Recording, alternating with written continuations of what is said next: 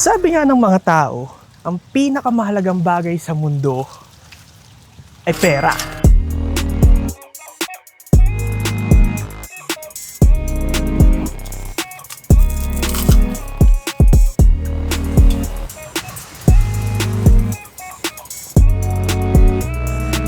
Kaya ngayon, bumili ako ng lens. You say slow down.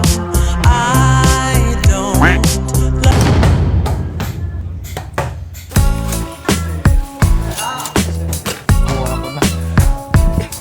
Sir, thank you. My box. Ang cute. Liit.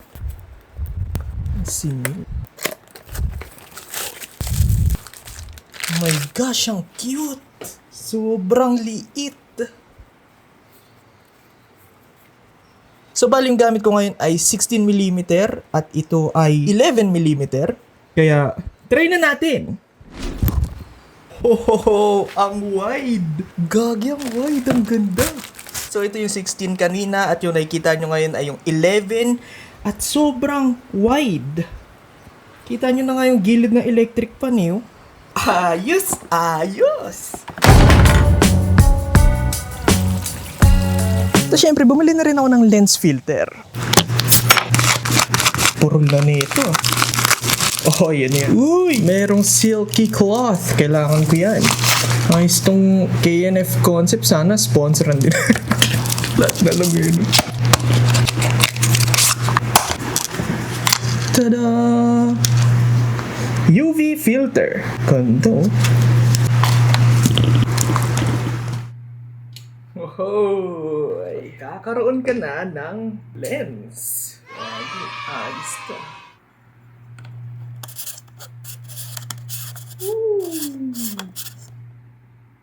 Hey! Para na siyang merong contact lens at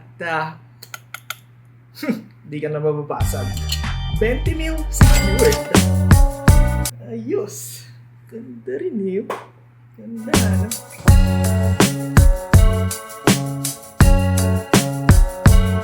Wow. Wow. Wow. Wow. Wow. Wow. Wow. Wow. Wow. Pero tiyangga lang San Mateo Rizal to, no? Maaraw ngayon, umaga, alas 10:09 ng umaga. Pero, ba't ganito? Sa mga taga Antipolo, Rizal, kung saan man ako ngayon, bakit ganyan yung langit nyo? Bakit hindi siya kulay asul? Pero, maganda naman. Astig.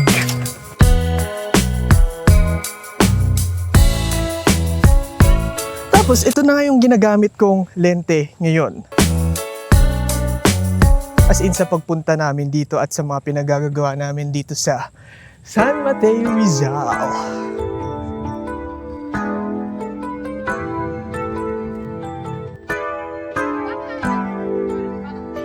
Para masanay na ako kung anong capabilities na itong lente na to at syempre, may masabi na ako sa video na to. At kung tama nga ba talaga ang pagbili ko ng maganda.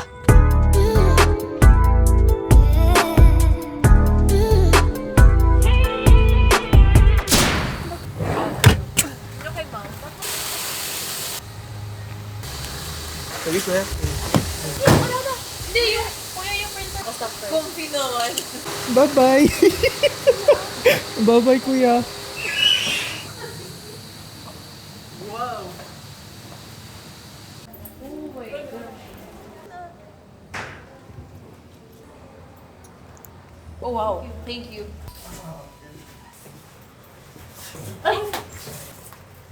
Thank you po. Bye-bye.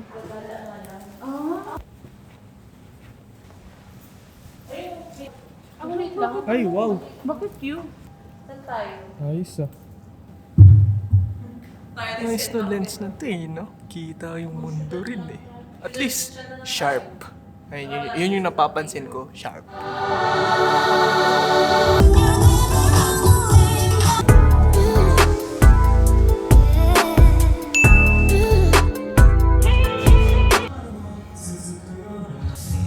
Bakit hindi nagagalaw? Kala ko nag-zoom. Ito.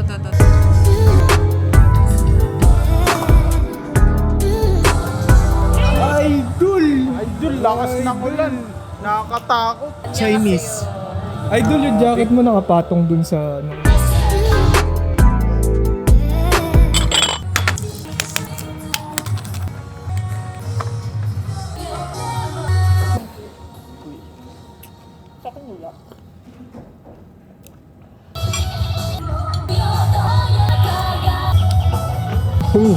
Malasa.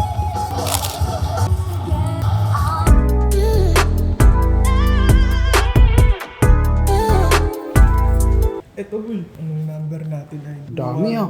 Dami ah. Dito rin ba yun? Dito. Siguro. Second floor. Hello. Saan yung second floor? Second floor? Yung Tutu, ano ka? 2221. Baba. 111. Basement 3, tapos hindi mo malalaman sa kaliwa. Oh, sige, idol. Thank you, Idol. Thank you, idol! Uy, kailangan na. Ba't tayo binaba sa basement 3? Kagi ba ka basement 2? 22101, no? Premium. Nakaliwa na lang tayo dito. Ayun, no? Ganda, oh. May ahas. May ahas? Kakaiba yung mga nakikita mo, ah.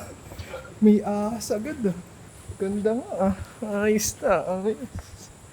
Ganda rin ang lens ko ngayon, eh. Ah. Ang gaan. Oo nga, 2111. Baba daw, idol. Ganda, oh. Kantutan talaga. Sobrang 2111. Ayan! Gagi, katabi pa namin yung tubig. Uy, katabi natin yung tubig! Katabi natin yung tubig, idol. Ang ganda doon, no? Ganda. Yun, no? Uy!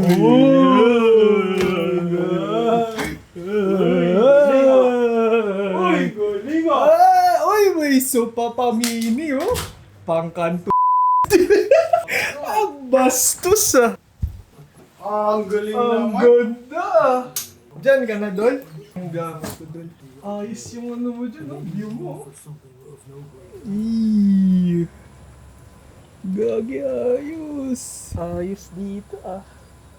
Ayos. Ang taas nila sa radyo. Ngayon, oh. Ayos. Napakahusay. Napakaganda. Paycheck! Gagi, lambot. Goods! Goods!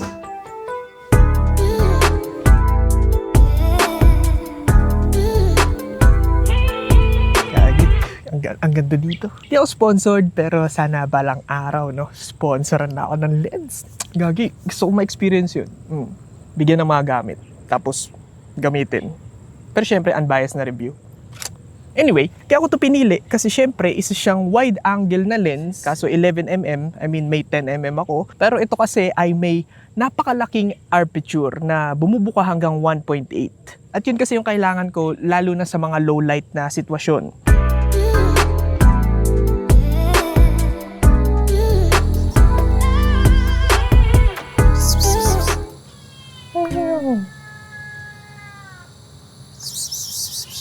Okay, sige. Iiwan na kita dyan.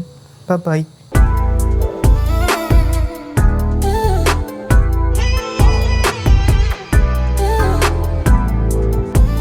Oh, ganda naman ng hawak mo, idol. Ito yung example ng mga low light shots. At kung makikita nyo naman, nakakakita siya sa dilim. Ang problema nga lang sa ganito klaseng kadilim na isang area ay dapat sinusulit nyo yung mga minimal lighting. Dapat hindi harsh, dapat soft lang yung ilaw para ma-illuminate lang yung subject. Tapos ngayon, ito, nakakita ako dito ng isang lamppost para ma-illuminate ako kung sakali. Tingnan natin kung magiging effective. Nagsuot din ako ng puting jacket para na lang din makita nyo ako. Kung sakali kasi pag nakaitim, syempre, hindi nyo ako makikita. I mean, para ka lang sigurong sira ulo nun. At least ngayon, kita nyo na ako. Sana. Yan yung kagandahan sa 1.8 na aperture. Kasi malawak yung bukas niya at marami ilaw yung papasok. Ang init. Ang init ng trip na to. Actually, habang chine-check ko yung footage, nakita ko na yung langit ay maliwanag. Kasi sa mata ko, hindi ko na nakikita yung langit eh. Itim lang siya eh. Pero sa mata nitong lente na to plus yung ISO ng A6400 na sinet ko sa 1200 yata kanina. Ngayon nasa 2000 kasi mahina yung ilaw na napili ko eh. Kasi tinatry niya lang i-illuminate yung falls. Ang ingay, no?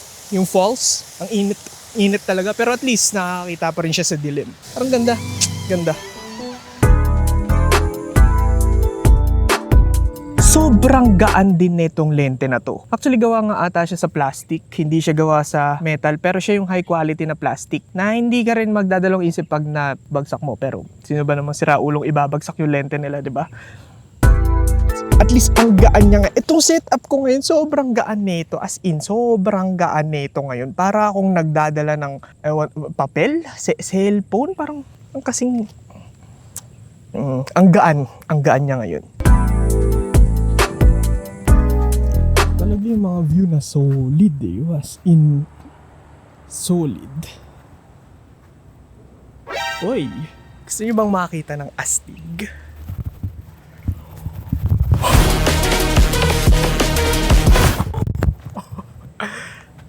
Astig. Sana astig.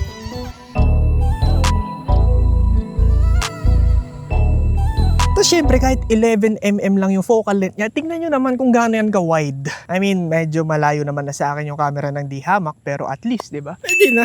Kung meron kang 16, 18, yung gamit ko 16, hindi niya makuha yung gantong shot. I mean, ang ganda lang talaga ng effect ng wide lens. Lalo na sa mga gantong klaseng landscape o gusto mong pakita yung talagang area.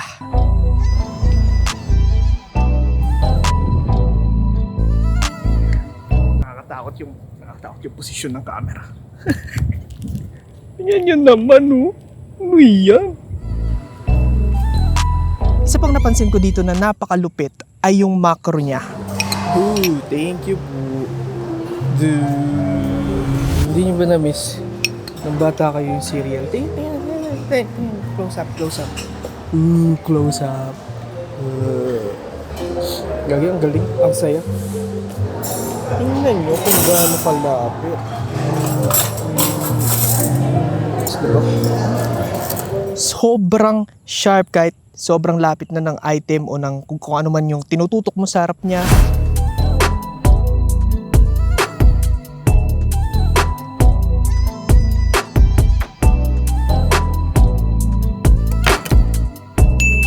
At nakakamangha, sa totoo lang. Mas maganda yung macro nito kaysa dun sa 10 to 18 yata ng Sony kasi pansin ko dito talagang sobrang lapit na nga at nakakapag-focus pa rin siya. Kaya kung gusto nyo mag-review ng mga pagkain, feel ko ito talaga yung lens para rin dun.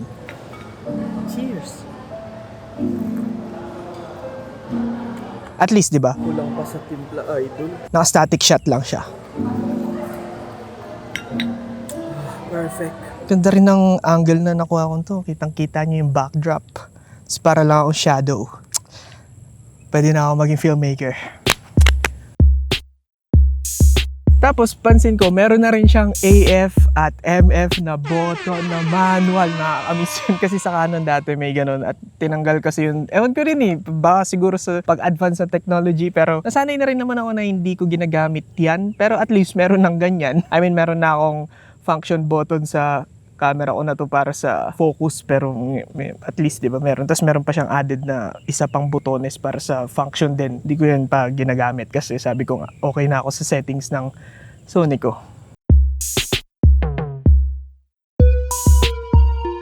Tsaka syempre pag gagawa ka talaga ng video, dapat talaga wide angle lens yung gamitin mo para talaga mapakita mo yung mga bagay na mahirap makita sa tight shots sa mga 18mm na lens. At kung tutuusin, yung mga wide angle lens talaga yung mga perfect sa time lapses. At sobrang hilig ko pa naman doon.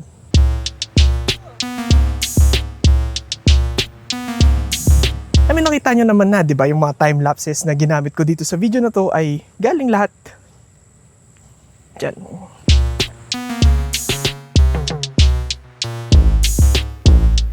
So, syempre pag naglalakad ka, di ba, gusto mo rin nakikita ng audience mo yung paligid mo. At kitang-kita yan kapag ka wide angle lens talaga. Ang ganda ng lugar na to. O, di ba? Yung ganda pa ng lugar, mapapakita mo pa. Isang-sawa na nga siguro kayo sa B-rolls ko eh. Lulupit eh.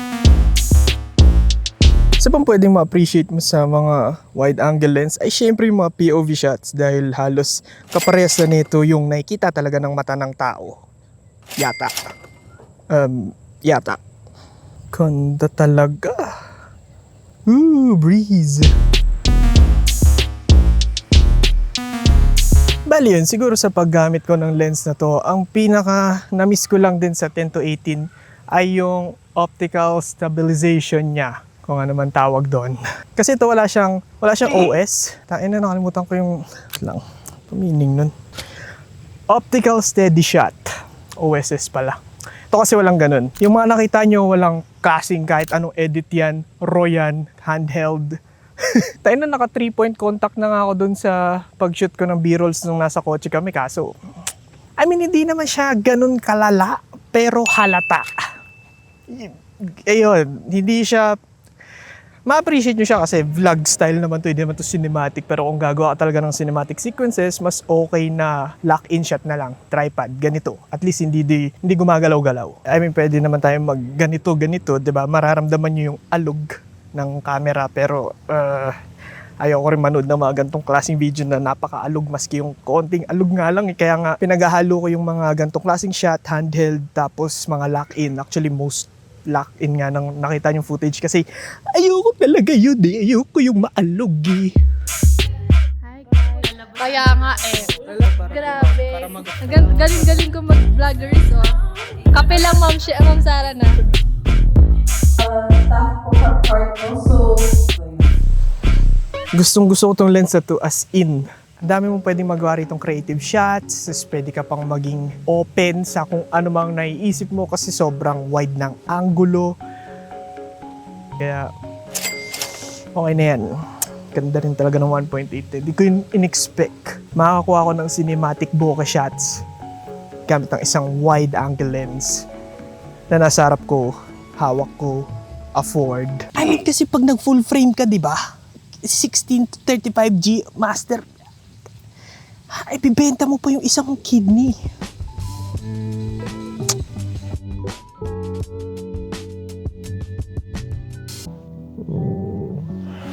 Tiulabi ko.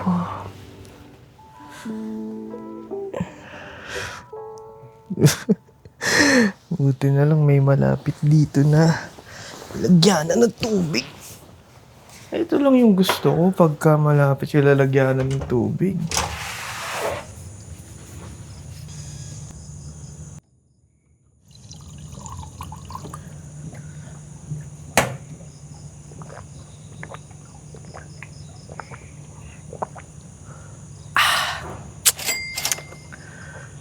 Solid.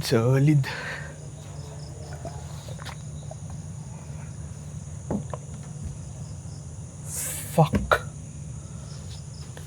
Nakalimutan ko yung keycard.